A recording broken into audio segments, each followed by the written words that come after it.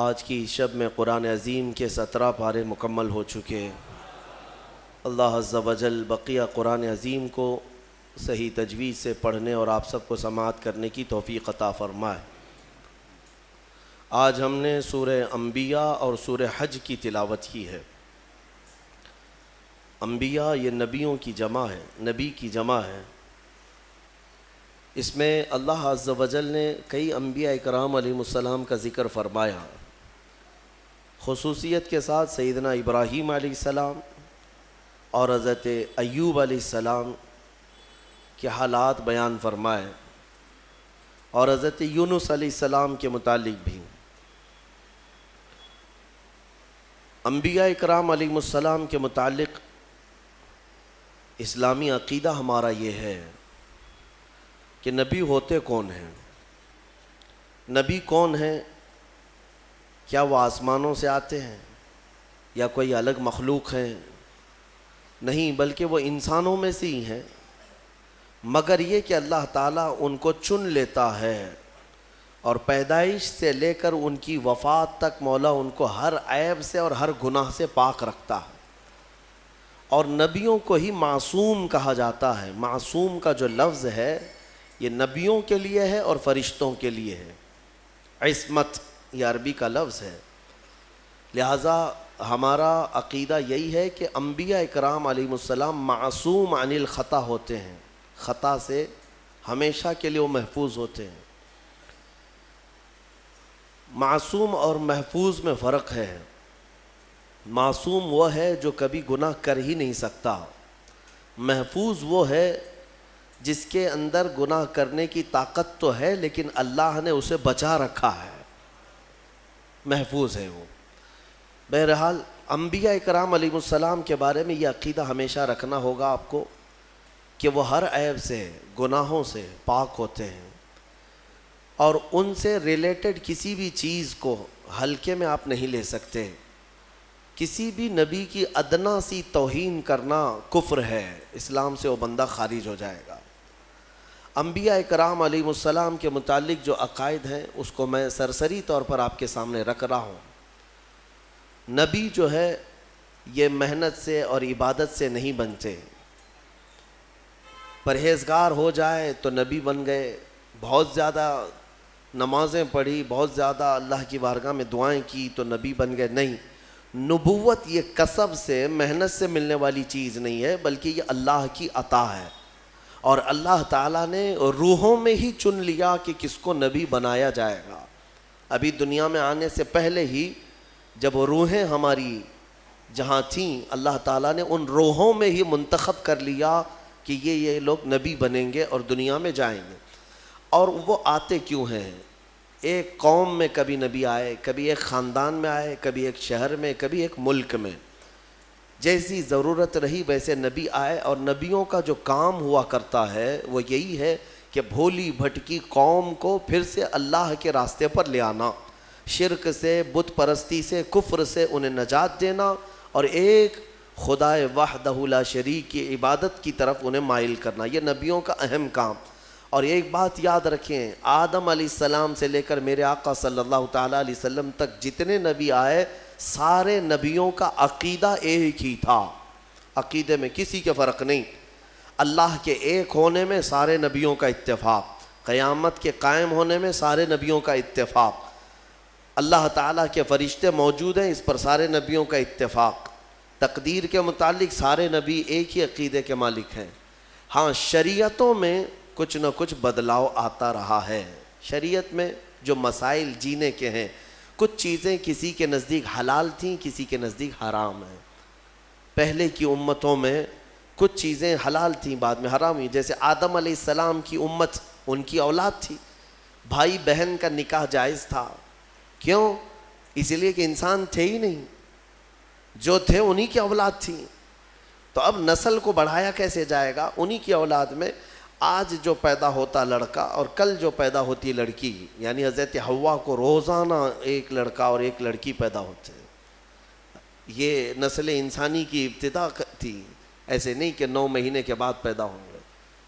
تو آج جو پیدا ہوتا لڑکا اور کل جو لڑکی پیدا ہوتی، ان کے ساتھ نکاح کر دیا جاتا، تو ان کی شریعت تھی آدم علیہ السلام کی، اور اس شریعت میں جائز تھا بھائی بہن کا نکاح، لیکن اس کے بعد جب نسل انسانی بڑھ گئی تو پھر یہ منسوخ ہو گیا، حکم ختم۔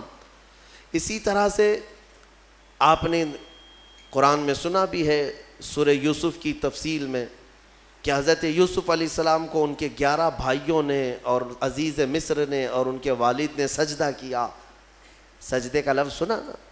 تو یہ سجدہ کیا تھا؟ ان کی شریعت میں تعظیم کا سجدہ جائز تھا، تعظیم کے لیے، لیکن بعد میں شریعت محمدی میں یہ سجدہ بھی حرام قرار دیا۔ سجدے تعظیم بھی ہماری شریعت میں جائز نہیں، چاہے وہ حضور کے لیے ہو، کسی اور نبی کے لیے ہو، یا کسی ولی کے لیے ہو، یا کسی کی قبر کے لیے ہو، کسی کے لیے بھی جائز نہیں۔ میرے آقا صلی اللہ تعالیٰ علیہ وسلم نے سارے سجدے ختم فرمائے سوائے رب ذوالجلال کے سجدے کے، اللہ کا سجدہ بس، اس کے علاوہ کسی کے لیے سجدہ جائز نہیں۔ انبیاء اکرام کی شریعتوں میں بدلاؤ ہوتا رہا، کتابیں بدلتی رہیں، لیکن عقیدہ سب کا ایک ہی تھا۔ آدم علیہ السلام سے لے کر آج تک جو عقیدہ ہمارا ہے، یہ عقیدہ سب کا متفق ہے، ایک ہی ہے۔ یہ کتنے نبی آئے، ان کی صحیح تعداد تو اللہ اور اس کے رسول کو ہی معلوم، لیکن کچھ حدیثوں میں ایک فگر ملتا ہے۔ ایک روایت میں حضور اکرم صلی اللہ تعالیٰ علیہ وسلم کی حدیث میں ملتا ہے 1,24,000، اور ایک روایت میں 2,24,000۔ تو الگ الگ روایتیں آئی ہیں، صحابہ نے جو روایت کیا، اس لیے بزرگوں نے فرمایا، علماء نے فرمایا کہ صحیح تعداد تو اللہ ہی بہتر جانے، لیکن کبھی اگر کہنا ہوا تو یوں کہیں 1,24,000 کم و بیش کا لفظ ہم استعمال کرتے ہیں۔ کیوں؟ کم بھی ہو سکتے ہیں یا زیادہ بھی ہو سکتے ہیں، لیکن سب پر ہمارا ایمان ہے۔ لیکن یہاں ایک عقیدہ سنتے جائیے، اللہ کا نبی آپ کس کو کہیں گے؟ کسی کو بھی اللہ کا نبی کہنے کے لیے نام کے ساتھ آپ کو قرآن میں اس کا نام ہونا چاہیے یا رسول پاک سے سنا ہوا ہونا چاہیے۔ حضرت ابراہیم علیہ السلام نام کے ساتھ نبی ہم جانتے ہیں کہ نہیں؟ کیونکہ ان کا نام قرآن میں بھی آیا ہے اور حضور کی زبان پر بھی آیا ہے۔ اسماعیل علیہ السلام، موسیٰ علیہ السلام، عیسیٰ علیہ السلام، داؤد علیہ السلام، سلیمان علیہ السلام، یہ انبیاء وہ ہیں جن کے نام قرآن میں آئے اور احادیث میں بھی آئے۔ کل 26 نبیوں کے نام قرآن میں آئے۔ کتنے؟ 26 نبیوں کے نام قرآن پاک میں آئے، اور کچھ ان کے علاوہ احادیث میں نام آئے ہیں، احادیث میں نام آئے ہیں۔ کل ملا کر کے 40 نام ہوں گے۔ اگر 40 نام ہیں تو باقی 1,24,000 کہاں ہیں؟ تو ان کے بارے میں آپ کو من جملہ عقیدہ رکھنا ہوگا۔ اتنے آئے تھے لیکن ہر ایک کا نام ہمیں معلوم نہیں۔ جتنے نام حضور نے بتائے اتنے ناموں کے ساتھ ہمیں نبی ماننا فرض ہے۔ اب یہاں پر وہی بات آ جاتی ہے، بعض لوگ یہ کہتے ہیں کہ کسی کی تعلیمات اچھی دیکھ کر کے شاید وہ بھی نبی ہو سکتے ہیں، گوتم بدھ بھی نبی ہو سکتا ہے۔ رام کرشن کے بارے میں بھی کچھ لوگوں نے کلام کر دیا۔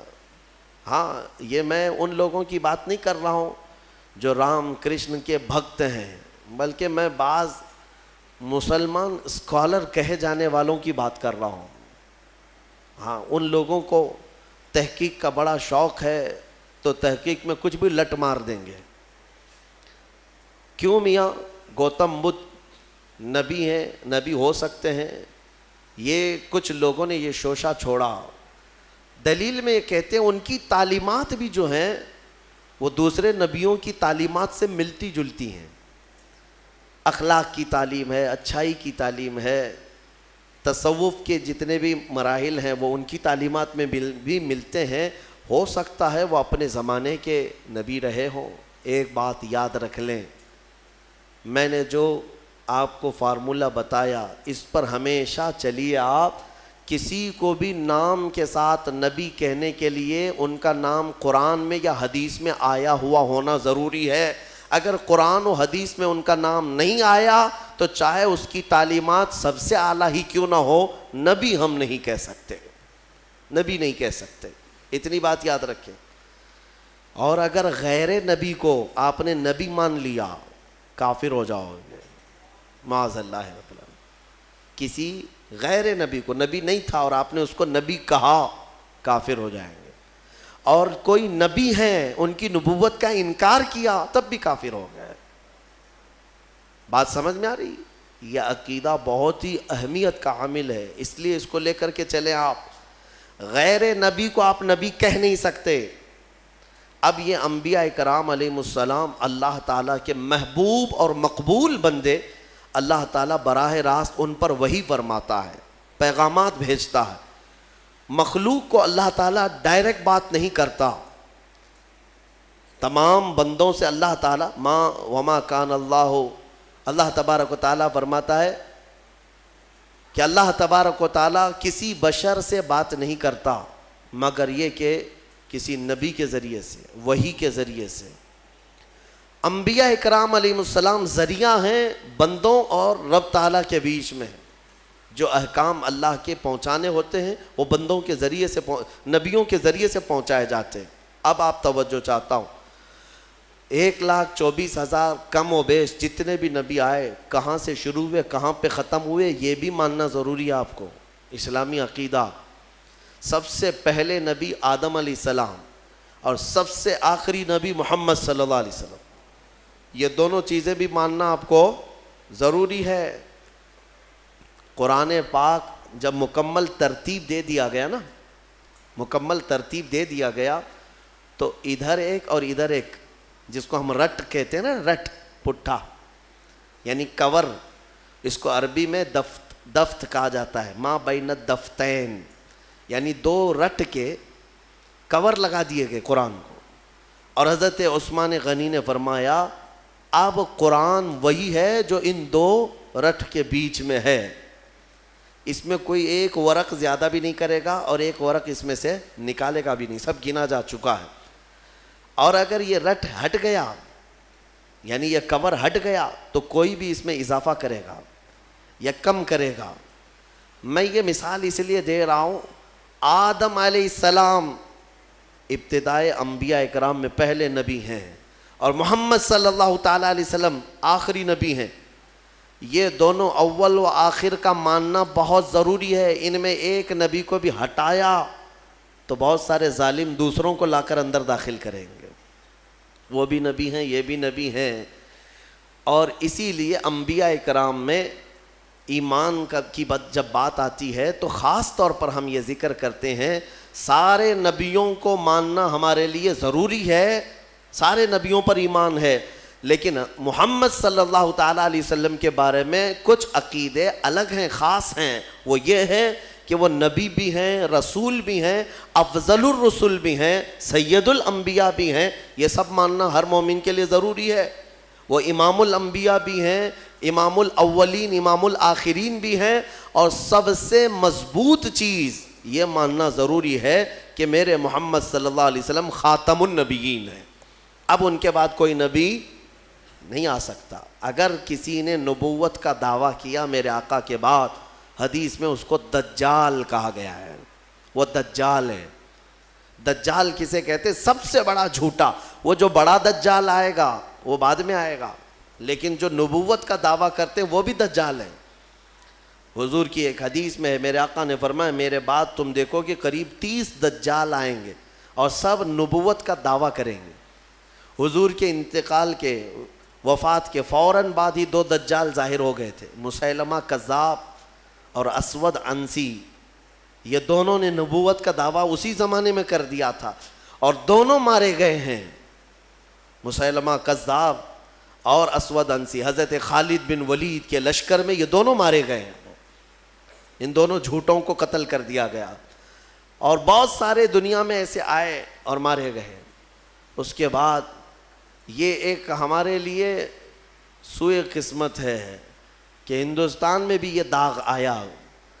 قادیان پنجاب کا ایک علاقہ ہے، وہاں ایک کانا شخص پیدا ہوا جس کا نام غلام احمد تھا۔ انگریزوں نے اسے پالا تھا اور بڑا کر کے اس کو تعلیم دے کر کے پھر اس سے نبوت کا دعویٰ بھی کروایا۔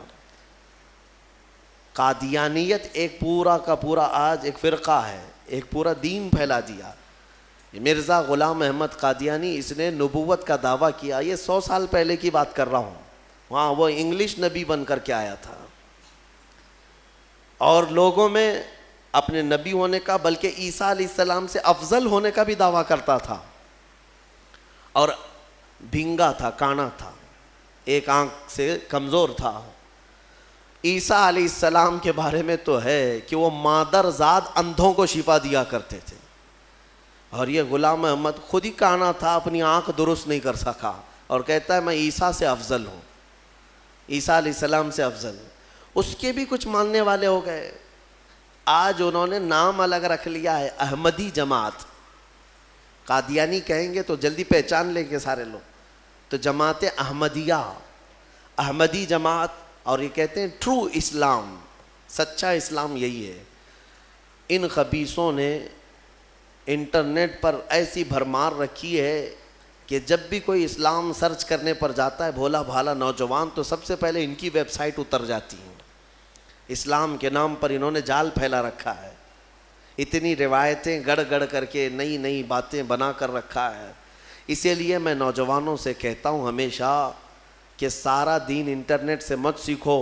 ہاں کچھ معلومات ضرور اس میں ہو جائیں گی، لیکن کراس ویریفیکیشن کے لیے ضرور علماء سے رابطہ کیا کریں کہ یہ صحیح بھی ہے یا نہیں ہے. ورنہ ہم نے دیکھا ہے کہ گوگل والے بہت سارے چھوٹے چھوٹے راستوں میں پھنس جاتے ہیں.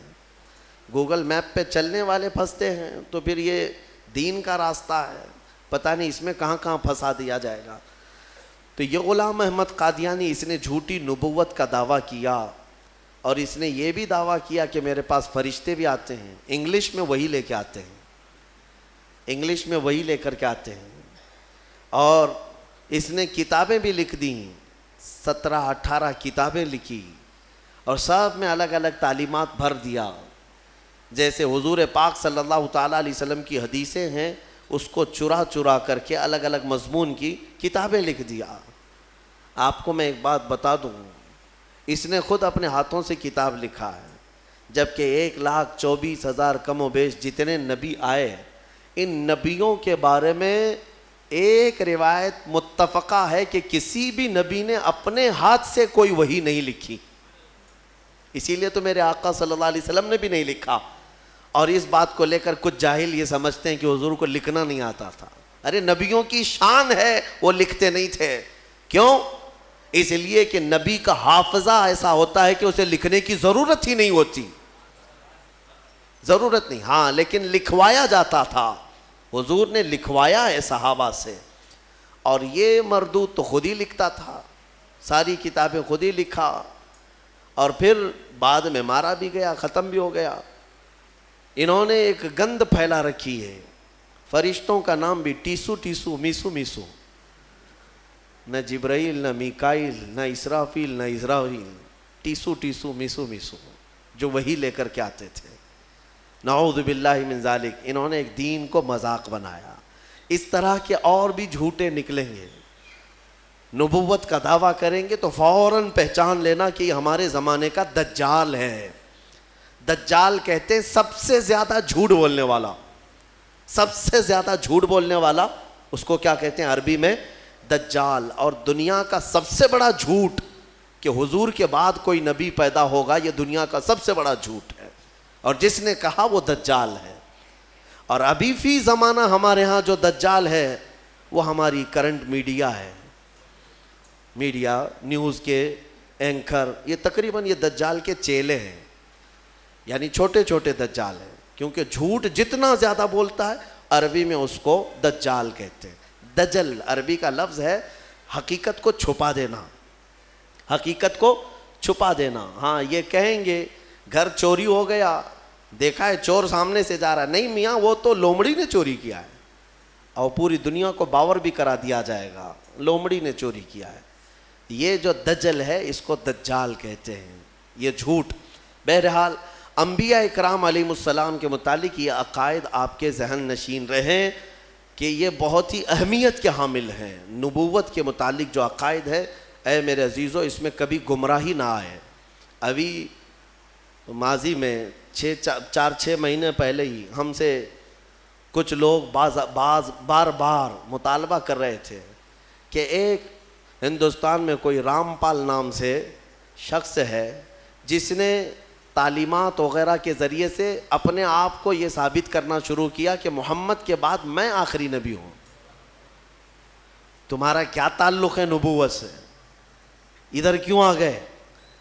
وہ انت بھکتی زیادہ اچھی ہے تمہارے لیے، وہیں پر رہتے. لیکن اس کے چیلے بار بار مجھے کہتے ہیں کہ ہمارے ساتھ بھی مباہلہ کر لو، ہمارے ساتھ بھی مقابلہ کر لو. میرے عزیزو، یہ منہ لگانے کے بھی قابل نہیں ہے. نبی پاک صلی اللہ تعالیٰ علیہ وسلم کے بعد آج بھی یہ موجود ہے. وہ کہتے ہیں کہ نبوت جو ہے ابھی بھی چل رہی ہے اور ہم آخری نبی ہیں. بہت سارے اس طرح کے فتنے آئے. میرے عزیزو، ایک اور فتنہ جنم لیا ہے انٹرنیٹ کی سرزمین پر، گوہر شاہی فتنہ. گوہر شاہی، لوگ اس کو دیکھ کر کے اس کی تعلیمات سے متاثر ہو جاتے ہیں. تصوف کی بڑی بڑی باتیں کرتا ہے ایک شخص اور لوگوں کو گمراہ کرتا ہے. کبھی نفس کی باتیں، کبھی نماز کی باتیں، کبھی معرفت کی، کبھی طریقت کی. بھولے بھالے مسلمان یہ سمجھتے ہیں کہ اس سے زیادہ علم کس کے پاس ہے. اے میرے عزیزو، اس سے بھی زیادہ تعجب کی چیزیں تمہارے پاس آتی رہیں گی. حضور پاک نے بہت پہلے ہی بشارت دی ہے کہ ایسی جماعتیں آئیں گی. تمہیں پتہ نہیں ان کے چھپے ہوئے عقیدے. یہ گوہر شاہی فتنہ کیا ہے؟ یہ اپنے ایک پیر کو مانتے ہیں جس کو یہ کہتے ہیں کہ وہ رب الارباب ہے، معاذ اللہ، یعنی تمام خداؤں کو بھی پالنے والا ہے. وہ پتہ نہیں کون سے خداؤں کو پالنے والا ہے، لیکن ان کا عقیدہ یہ ہے کہ وہ رب الارباب ہے. یہ لفظ ہے، میں نے سنا ہے. کھلی ہوئی، یہ کھلا ہوا ارتداد ہے. ان کا اسلام سے بھی تعلق نہیں اور لوگ اس کو تصوف کا بادشاہ سمجھے بیٹھے ہوئے ہیں. کہتے ہم کو سیدھا راستہ مل گیا. بلکہ میں نے ان کے فتنوں میں یہ تک سنا ہے، وہ کہتے ہیں اس زمانے میں اگر کوئی لا الہ الا اللہ کلمہ پڑھتا ہے تو وہ کھلا شرک کرتا ہے. اب یہ کلمہ نہیں چلے گا، گوہر شاہی کلمہ چلے گا، اس کے پیر کا کلمہ چلے گا. نعوذ باللہ من ذالک. نبوت کا بھی قریب قریب دعویٰ انہوں نے کیا ہے. اور جانتے ہیں یہ گوہر شاہی جو ایک فرقہ ہے، ریاض نام سے کوئی ان کا گرو گھنٹال ہے، اس کو اس بڑی پیمانے پر مانتے ہیں کہ یہ تسبیح میں کیا پڑھتے ہیں. ہم تو سبحان اللہ کہتے ہیں، وہ سبحان الریاض کہتے ہیں. نعوذ باللہ من ذالک. میں بھولے بھالے سنی مسلمانوں کو سمجھانا چاہوں گا کہ صرف جو دکھنے والی چکا چوند ہے اس پر مت چلے جانا. ان کا چھپا ہوا زہر اتنا خطرناک ہے کہ تم بے ایمان ہو جاؤ گے، کفر کی موت مر جاؤ گے، تمہیں پتہ بھی نہیں چلے گا. ہو سکتا ہے 90 باتیں ان کی اچھی لگتی ہوں، تصوف کی، طریقت کی، معرفت کی، لوگوں کو کا دل موہ لیتی ہیں باتیں. انسان کے اندر کی حقیقت بتا رہا ہے، انسان کے عروج و ارتقاء کی منزلیں بتا رہا ہے، انسان کے برزخی زندگی بتا رہا ہے. تو لوگوں کو نیا پن اچھا لگتا ہے، اٹریکٹ ہوتے ادھر چلے جاتے ہیں. لیکن تمہیں پتہ نہیں اس اٹریکشن میں آپ کب کے دین کھو بیٹھتے ہو، ایمان چلا جاتا ہے. جو شخص دنیا میں اپنے پیر کو یہ عقیدہ رکھتا ہو کہ یہ رب الارباب ہے، یعنی رب کو بھی پالنے والا ہے معاذ اللہ، اور یہ عقیدہ رکھتا ہو کہ تسبیح اسی کی پڑھی جائے گی، اور یہ عقیدہ رکھتا ہو کہ کلمہ اس زمانے میں لا الہ الا اللہ پڑھنا کھلا شرک ہے، نعوذ باللہ، پھر اس کا دین اسلام سے کیا تعلق ہے؟ یہ یہودیوں کے پالے ہوئے وہ لوگ ہیں جو اسلام کو پڑھتے ہیں اور اسلامی لباس پہن کر کے ہماری جماعتوں میں آتے ہیں. لہٰذا میں سب کو الرٹ کرنا چاہوں گا، اس فتنے سے اپنے آپ کو بچاؤ. میں بہت دور دور جا کر کے دیکھا، چھوٹے چھوٹے علاقوں میں صرف انٹرنیٹ کو دیکھ کر کے لوگ اس کے مرید ہو گئے، اس کے گرویدہ ہو گئے، اس کے پیچھے ہو گئے. کسی وقت انشاءاللہ العزیز میں پورا آپریشن کروں گا اس کا، اس لیے کہ میں بہکتے ہوئے کئی لوگوں کو دیکھا ہے. بہرحال آج سورہ انبیاء کی ہم نے تلاوت کی. مختصراً میں عرض کروں، حضرت سیدنا ابراہیم علی نبینا علیہ الصلاۃ والتسلیم کا ذکر یہاں پر ہے. وہ جو آپ کے بچپن میں واقعہ پیش آیا کہ آپ تنہا اپنی آبادی میں تھے جو اللہ کی عبادت کرتے تھے، باقی سب کے سب وہاں پر بتوں کی پرستش والے، کچھ ستارہ پرست تھے، کچھ سورج کے پوجا والے تھے. ان سارے مشرکین کے بیچ میں تنہا ابراہیم علیہ السلام ہیں جو اللہ رب العزت کی عبادت کرتے اور لوگوں کو بلاتے بھی تھے کہ اس دین کی طرف آؤ. سگے چچا کو بلایا آزر جو مشرک رہا، حضرت ابراہیم علیہ السلام کی دعوت پر وہ نہیں آتے. بتوں کا تو ایک بہت بڑا میلہ لگتا تھا، اتنے بڑے وہاں پر تراشے ہوئے ان کے اپنے خدا تھے جن کے پاس منتیں مانگی جاتی، اعتکاف کرتے، نظر و نیاز کرتے، اس زمانے کے جیسے طریقے تھے ان کے. ایک مرتبہ ایسا ہوا کہ وہ لوگ پورے کے پورے گاؤں کے باہر میلے میں گئے تھے اور گاؤں میں کوئی نہیں تھا. ابراہیم علیہ السلام اکیلے آئے یہ جھوٹے خداؤں کے پاس، کلاڑی اپنے ہاتھ میں لے کر ایک ایک کو مارتے اور گراتے چلے گئے، سب کو توڑتے چلے گئے اور ان سے کہتے بھی تھے کہ میں مار رہا ہوں، بچا لو اپنے آپ کو. کون بچاتا؟ وہ اپنے جسم سے مکھی نہیں ہٹا سکتے. پھر اس کے بعد سارے لوگوں کو زمین بوس کر کے بڑے بت کے گلے میں کلاڑی لٹکا دیا. جو سب سے بڑا تھا اس کے گلے میں کلاڑی لٹکایا اور واپس چلے آئے. شام کو جب لوگ آئے گاؤں والے، اپنے خداؤں کا یہ حشر دیکھا تو آگ بگولا ہو گئے. یہ سب ایسی درگت کس نے بنائی ان کی؟ قرآن میں اللہ تعالیٰ فرماتا ہے قالوا من فعل هذا بآلهتنا، سب کہنے لگے کہ کس نے کیا ہمارے خداؤں کے ساتھ ایسے. پھر سب آپس میں بات کرنے لگے. قالوا سمعنا فتى يذكرهم يقال له ابراہیم، ہم نے سنا ہے کہ ایک نوجوان رہتا ہے جس کا نام ابراہیم ہے، اسی نے کیا ہوگا، وہ اکیلا نہیں آیا تھا ہمارے ساتھ. تو لوگوں نے کہا بلاؤ اس کو. بادشاہ وقت کے سامنے بلایا گیا اور پوچھا گیا اَأَنْتَ فَعَلْتَ هَذَا بِآلِهَتِنَا یا ابراہیم، اے ابراہیم ہمارے خداؤں کے ساتھ تو نے ایسا کیا ہے؟ یہ سب ایسی درگت ان کی تو نے بنائی، سب ٹکڑے ٹکڑے نیچے گرے ہوئے ہیں. قال بل فعلہ کبیرہم، ابراہیم علیہ السلام نے کہا نہیں، ان کے بڑے نے کیا ہے، ان کے ساتھ ان کے بڑے نے کیا ہے. بڑا بہت موجود تھا نا، بڑا جس کی کلاڑی گلے میں لٹک رہی تھی.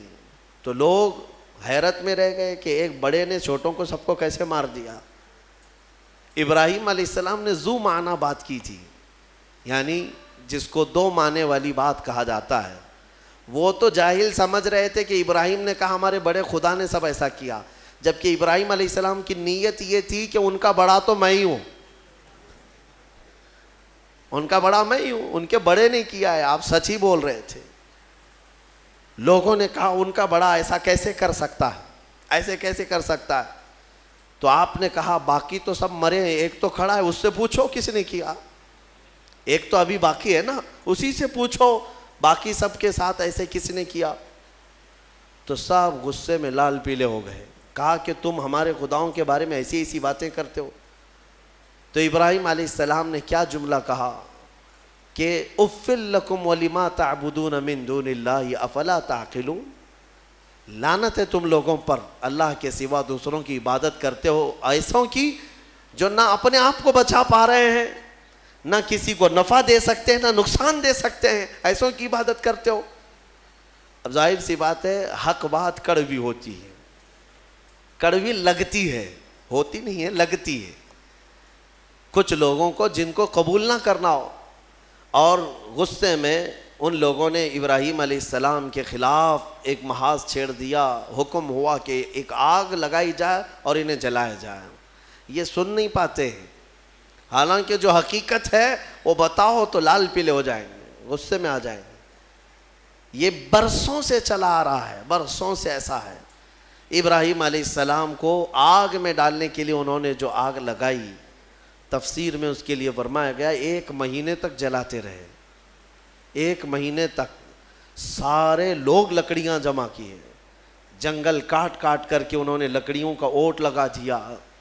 آگ جب بھڑکائی گئی، اندازہ تو کیجئے ایک ابراہیم علیہ السلام کو ڈالنا تھا، تو اتنی آگ کی کیا ضرورت ہے، اتنی آگ کی کیا ضرورت ہے. یہ مشرکین کی فطرت ہے کہ انتقام جب لینے کی بات آتی ہے تو یہ بھڑک جاتے ہیں اور بہت ہی زیادہ بڑے پیمانے پر نقصان پہنچانے کے پلان بناتے ہیں. پہلی چیز سے بھی عادت رہی ہے. اتنی بڑی آگ لگائی. یہاں تک کہ اوپر سے اگر کوئی پرندہ بھی جاتا تو جل جاتا، اس آگ کی گرمی اتنی تھی۔ اور سب سے پہلے ان لوگوں نے منجنیق بنائی، منجنیق جس میں پتھر رکھ کر کے جو توپ ہوتا ہے نا، توپ جس طرح اڑاتے ہیں، وہ ابراہیم علیہ السلام کے لیے بنائی گئی سب سے پہلے، کیونکہ قریب میں جا کر کے ڈالے گا کون آگ میں، جو قریب جاتا وہ بھی جل جاتا۔ کافی دور 1 میل تک اس کی گرمی آ رہی تھی۔ منجنیق میں ابراہیم علیہ السلام کو رکھ کر کے اڑایا گیا تاکہ آگ میں وہ اچھل کر کے جائیں، قریب تک تو کوئی جا نہیں سکتا تھا۔ انہوں نے منجنیق میں رکھ کر کے ابراہیم علیہ السلام کو اڑایا۔ جب ابراہیم علیہ السلام آگ میں گرے جا رہے تھے تو اللہ رب العزت نے جبرائیل امین کو بھیجا کہ فوراً جاؤ ابراہیم کے پاس اور ان کو آگ سے بچاؤ۔ جبرائیل آئے اور کہنے لگے الک حاجت یا خلیل اللہ، اے اللہ کے خلیل کوئی حاجت ہو تو بتا دیں، آگ میں گرنے کے قریب ہیں۔ ابراہیم علیہ السلام کہتے ہیں حاجت تو ہے مگر تم سے نہیں، میرے رب ذوالجلال سے۔ یہ توکل تھا، یقین تھا۔ اللہ تعالیٰ فوراً فرماتا ہے قلنا یا نار کونی بردن وسلاما علی ابراہیم، ہم نے کہا اے آگ ابراہیم پر ٹھنڈی ہو جا، سلامتی والی ہو جا۔ اللہ کا یہ حکم تھا یا نارو، اے آگ۔ اس وقت حضرت ابراہیم علیہ السلام کے لیے جو جلائی گئی تھی آگ، وہ دکھ تو رہی تھی آگ لیکن اندر سے ایسی ٹھنڈی تھی جیسے کسی باغیچے کی ٹھنڈی ہوا۔ ابراہیم علیہ السلام اس میں کئی دنوں تک رہے اور آپ کے جسم تو دور کی بات، آپ کے کپڑے کا رواں تک نہیں جلا۔ اور اتنا ہی نہیں، روایات میں ملتا ہے کہ اس زمانے میں پوری دنیا میں جہاں جہاں آگ جل رہی تھی ساری آگ ٹھنڈی ہو گئی تھی، کیونکہ اللہ نے فرمایا یا نارو، اے آگ ٹھنڈی ہو جا۔ تو ہر آگ نے یہ محسوس کیا کہ یہ حکم میرے لیے تو نہیں ہے، دنیا میں جہاں جہاں آگ جل رہی تھی سب ٹھنڈی ہو گئی۔ ابراہیم علیہ السلام کے لیے ٹھنڈی کی گئی تھی ایک آگ، لیکن دنیا کی ہر آگ ٹھنڈی ہوئی ہے۔ اسی لیے ہمارا یہ عقیدہ ہے کہ اللہ تبارک و تعالیٰ جب اپنے محبوب بندوں کی محبت میں رحمتیں اتارتا ہے یا ان کے آس پاس سے عذاب اٹھاتا ہے تو جو قریب میں ہوتا ہے سب کو بھی وہ برکت میسر آ جاتی ہے، وہ برکت مل جاتی ہے۔ ابراہیم علیہ السلام کئی دنوں تک وہاں رہے اور اس کے بعد آگ بجھائی گئی، اور جب آگ کو ٹھنڈا کیا گیا تو ابراہیم علیہ السلام اپنے کپڑے جھاڑتے ہوئے کئی دنوں کے بعد آگ سے باہر آ رہے ہیں۔ میرے عزیزو، وہاں کیسے رہے آپ؟ یہاں تک کہ روایات بتاتی ہیں کہ ابراہیم علیہ السلام کو اس آگ کے اندر پھل بھی ملتے تھے، غذا بھی ملتی تھی، پانی بھی ملتا تھا، ساری نعمتیں ملتی تھی، اور کھاتے بھی رہتے تھے، پیتے بھی رہتے تھے۔ یعنی ابراہیم علیہ السلام کے لیے اللہ تعالیٰ نے وہ مکمل ایک بہترین آرام دہ باغیچہ بنایا۔ یہ مولا کی شان ہے، وہ جب آگ کو چاہے ٹھنڈا فرمائے اور کبھی ٹھنڈے کو چاہے تو وہ آگ بھی بناتے، اس کی قدرت کے فیصلے۔ ابراہیم علیہ السلام جب باہر آئے تو جانتے ہیں وہاں پر موجود لوگ جنہوں نے دیکھا وہ ابراہیم علیہ السلام پر ایمان لے آئے۔ اب ابراہیم علیہ السلام کے اس معجزے کے بعد گاؤں والے اور پریشان ہو گئے، جس کو ہم ہمیشہ کے لیے ختم کرنا چاہ رہے تھے، اب تو یہ آگ سے باہر آنے کے بعد ہمارا آدھا گاؤں اپنے دین میں لے لیا ہے۔ اور ابراہیم علیہ السلام کے پیروکار اور بڑھ گئے۔ پھر وہاں سے ہجرت کر کے آپ کو بابل، یہ شہر عراق کا ہے، بابل، آج بھی وہ عراق کا شہر موجود ہے، بابل، انگلش میں اس کو بیبیلون کہتے ہیں، دنیا کی سب سے پرانی آبادی جہاں ہے۔ یہاں سے ہجرت کر کے پھر ابراہیم علیہ السلام فلسطین آئے جو مصر کا حصہ تھا۔ عزیزان گرامی، اس میں دو باتیں یہاں پر نقل کی جاتی ہیں۔ ایک بات تو یہ ہے کہ سارے لوگ جو وہاں پر ابراہیم علیہ السلام کو آگ لگانے میں مصروف تھے وہ کیا ہوئے؟ آگ جب بجھی ایک ہی دن کے اندر اللہ نے اس قوم پر ایسا عذاب نازل کیا کہ ان کے جسم زندگی میں ہی سڑ گئے، ایسے کہ ان کی انگلی لگاؤ تو گوشت نکل جائے، گلن ہو گئی، سڑن ہو گئی۔ ایک شام تک پوری آبادی سڑ گئی اور گل گئی، سب کے سب ہلاک و برباد ہوئے۔ جنہوں نے اللہ کے نبی کو آگ میں ڈالا تھا، ان کا برا انجام، وہ عذاب میں گرفتار ہوئے۔ ہاں ایک بات یہ بھی میں بتا دوں کہ جن لوگوں نے ابراہیم علیہ السلام کی حمایت کی تھی، اللہ نے ان کو اپنی محبت سے بھی نوازا اور عنایتوں سے بھی نوازا۔ روایت میں 2 جانوروں کا بھی ذکر آتا ہے، 2 جانوروں کا، ایک مینڈک کا اور ایک گرگٹ کا، اور چھپکلی کا بھی ہے کہ گرگٹ نے یہ پھونک پھونک کر کے آگ کو بڑھانے کی کوشش کی، اور مینڈک نے تھوک تھوک کر کے پانی آگ کو بجھانے کی کوشش کی کہ اللہ کے نبی ہیں۔ یہ آپ اندازہ کریں، گرگٹ کے پھونکنے سے نہ آگ بڑھنے والی ہے، مینڈک کے تھوکنے سے نہ آگ بجھنے والی، لیکن دونوں نے اپنے اپنے کاموں سے اپنی قسمت بنا لی۔ گرگٹ کی ہمیشہ یہ قسمت بن گئی کہ میرے آقا صلی اللہ علیہ وسلم نے فرمایا یہ گستاخ نبی ہے، جہاں اسے پاؤ مار ڈالو، اور ایک مار میں مارو تو زیادہ ثواب ہے، ثواب ہے اس کو۔ اور مینڈک کے بارے میں فرمایا خبردار اس کو کہیں دیکھو تو مارو مت، اس لیے کہ یہ اللہ کے نبی کی حمایتی ہے۔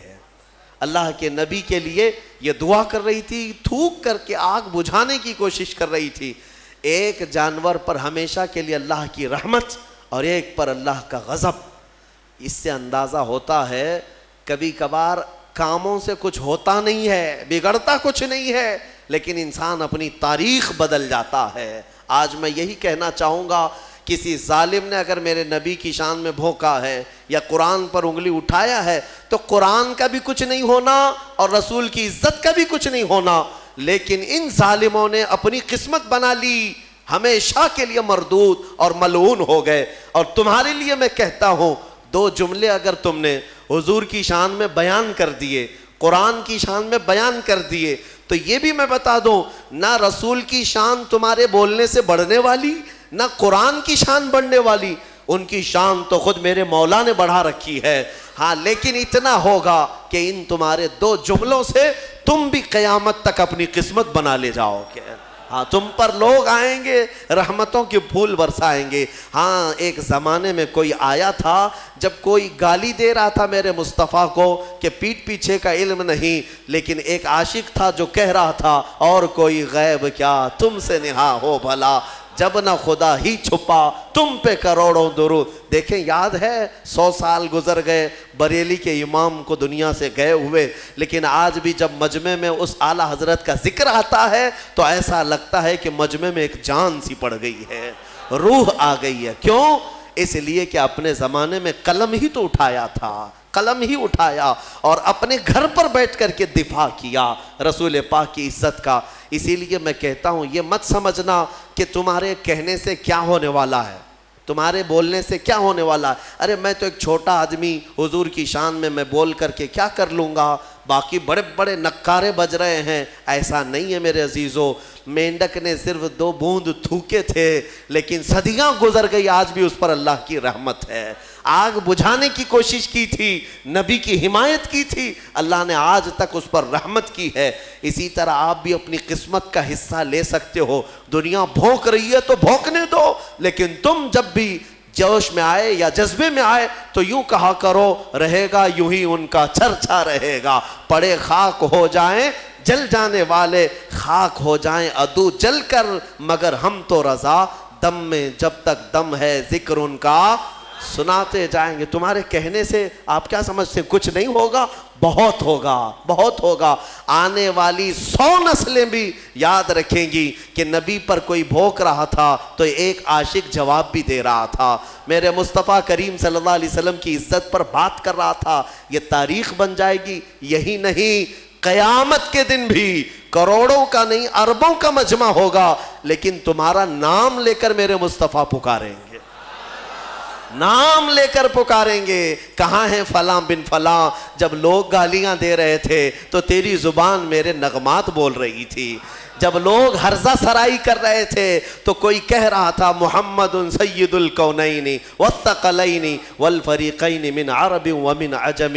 700 سال ہو گئے امام بوصیری کو دنیا سے گئے ہوئے، لیکن آج بھی ہمارے مجمع میں مولایا صلی وسلم کے قصیدے گنگنائے جاتے ہیں۔ کیوں؟ اس لیے کہ وہ ایک چٹائی پر بیٹھ کر کے ہی میرے مصطفیٰ کی شان بیان کیا۔ مولا نے امام بوصیری کو ہمیشہ کے لیے زندہ کر دیا، ہماری مجموع میں زندہ کر دیا۔ دیکھیں حضور کی شان میں جس نے بھی کہا وہ آج بھی زندہ ہیں، ان کے نغمات بھی زندہ ہیں، ان کے اشعار بھی زندہ ہیں۔ گستاخی کرنے والے آئے چلے گئے، کہاں ہے ان کی گستاخیاں کہاں ہیں؟ نہیں ملیں گی تمہیں۔ لیکن ہر زمانے میں، ہر علاقے میں، ارے یہاں کرناٹک ہے آپ کا علاقہ، آپ کی زبان ویسے تو کنڑ ہے یا ہندی ہے یا جو بھی ہے، آپ کو عربی سے کیا تعلق ہے؟ عربی جانتے بھی نہیں ہو، لیکن جب کبھی کوئی مولا یا صلی وسلم دائماً ابدا پڑھتا ہے، سمجھ میں کچھ نہ آئے، ہاتھ بھی باندھ لیتے ہو، گردن بھی جھکا لیتے ہو۔ کیوں کرتے ہو؟ اس لیے کہ یہ عشق کی بولی ہے، عشق کی بولی ہے۔ اور ایک عاشق نے کہا تھا تنم فرسودہ جہاں پارا سے ہجراں یا رسول اللہ، دلم پژمردہ آوارا سے عصیاں یا رسول اللہ۔ فارسی کلام ہے، علامہ عبد الرحمن جامی کا لکھا ہوا ہے، لیکن جب ہم اردو والوں میں بھی پڑھتے ہیں تو گردنیں جھومنے لگ جاتی ہیں۔ کیوں؟ عشق کی بولی ہے، عشق کی بولی ہے۔ اور یہاں پر عشق کی بولی کے لیے نہ نسل دیکھی جاتی ہے، نہ رنگ دیکھا جاتا ہے کہ بولنے والا کون سی ذات کا ہے۔ حتیٰ کہ میں آپ کو یہ بتاؤں کہ بارڈر بھی نہیں دیکھے جاتے، ہندوستان کا ہے کہ پاکستان کا ہے، یہ بھی نہیں دیکھا جاتا۔ عشق کی بولی اگر بارڈر کے باہر سے آتی ہے تب بھی سویکار کیا جاتا ہے کہ نبی کی تعریف کر رہا ہے۔ محمد کی محبت دین حق کی شرط اول ہے، اسی میں ہو اگر خامی تو سب کچھ نامکمل ہے۔ وہاں سے اقبال پکار رہا ہے، دوسری زمین سے اقبال پکار رہا ہے کہ محمد سے وفا تو نے تو ہم تیرے ہیں، یہ جہاں چیز ہے کیا لوح و قلم تیرے ہیں۔ ہم نے اشعار دیکھے، زبان دیکھی، پھر یہ نہیں پوچھا کس خاندان سے ہے، کس ملک کا ہے، کس زمین پہ رہتا ہے، کس کا شاگرد ہے۔ ہم نے کچھ نہیں دیکھا، بلکہ اشعار میں مٹھاس تھی تو نغمات کو زبان پہ بھی چڑھا لیا اور سینے پہ بھی بسا لیا۔ میرے عزیزو اتنا ہی نہیں، دوسرے ملک میں جاؤ، افریقہ کی سرزمین ہے، مصر کی سرزمین ہے، مصر میں عربی لوگ ہیں، لیکن ہم نے باضابطہ دیکھا ہے مجلس ختم ہوتی تھی جمعہ کے دن، وہاں پر کئی علماء ہوتے، مجلس ختم ہونے کے بعد بڑے بڑے علماء، جامعہ ازہر کے بھی علماء ہوتے، اور کھڑے ہو کر کہتے تم ہندوستانی ہو؟ کہتے ہاں۔ کہو پھر وہ پڑھو مصطفیٰ جان رحمت پہ لاکھوں سلام۔ ان کو کیا سمجھ آتی تھی؟ کیا سمجھ ہے؟ ہم نے پوچھا بھی تھا سمجھتے ہیں آپ؟ کہتے نہیں سمجھ تو نہیں آتی، لیکن اس میں مٹھاس ہی کچھ اور لگتی ہے۔ یہ عشق کی بولیاں ہیں میرے عزیزو، جو نبی کی حمایت میں بولا میرا مولا ہر زبان والے تک اس کی بات کو پہنچاتا ہے۔ میں نے خود اپنی زندگی میں تجربہ کر کے دیکھا۔